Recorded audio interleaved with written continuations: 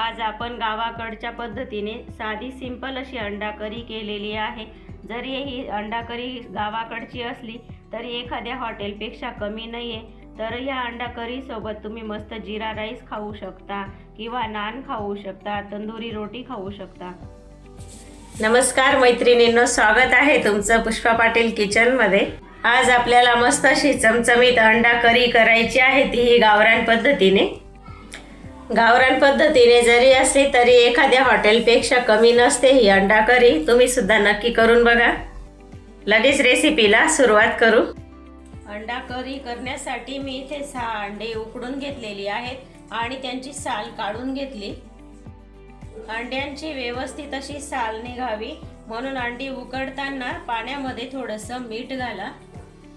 आपल्याला गावाकडच्या पद्धतीने अंडा करी करायची आहे, त्याच्यासाठी मी तसाच मसाला भाजून घेतलेला आहे। एक मोठ्या साईजचा कांदा असा काळसर भाजून घेतला। पाऊण वाटी मी इथे खोबऱ्याचे तुकडे करून असे भाजून घेतलेले आहेत। 4 काजू मी थोडे भाजून घेतले।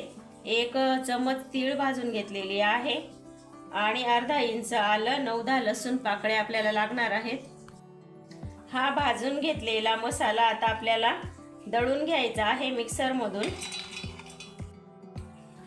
तर मी आधी फक्त खोबरं, काजू आणि तीळ घालून हे बारीक दळून घेणार आहे आणि नंतर कांदा घालेल। याच्यामध्येच आता मी आलं आणि लसूण घालून घेत आहे।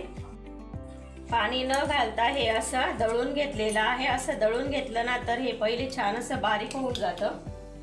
याच्यामध्ये आता आपल्याला कांदा घालून घ्यायचा आहे। याच्यामध्येच मी आता पावडर मसाले सुद्धा घालून घेणार आहे। धना पावडर आहे 1 चमच, गरम मसाला आहे 1 चमच, तिखट मिरची पावडर आहे 1 चमच, अर्धा चमच आहे काश्मीरी मिरची पावडर, पाव चमच आहे हळद। याच्यामध्ये थोडंसं पाणी घालून बारीक असं आपल्याला दळून घ्यायचं आहे। वाटण बघा एकदम छान असं आपलं दळून झालेलं आहे। आता आपण हे जे अंडे उकडून घेतलेले आहेत त्यांना आपण मस्त अशा चिरा घालून घेऊ। 3-4 चिरा मारून घ्यायच्या एका अंड्याला। अशा चिरा मारून घेतल्या ना तर याच्यामध्ये छान असा मसाला जातो, तेल जातं। गॅसवर मी पॅन ठेवून घेतलेला आहे आणि त्याच्यामध्ये आपण घालू तेल।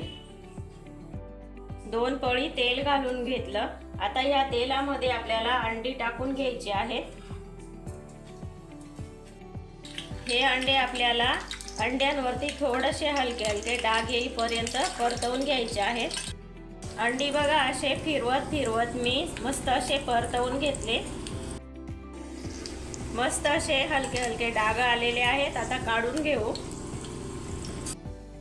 असे अंडे परतवून घेतले ना तर करीमध्ये खूप भारी लागतात। याच्यामध्येच आपल्याला आता तेल वाढवून घ्यायचं आहे।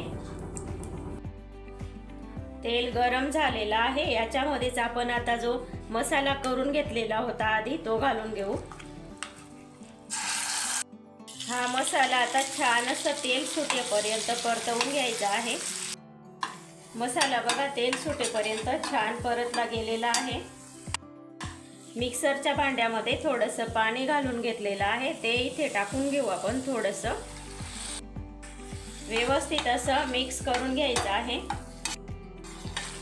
मसाल्याला बघा छान असं तेल सुटलेलं आहे।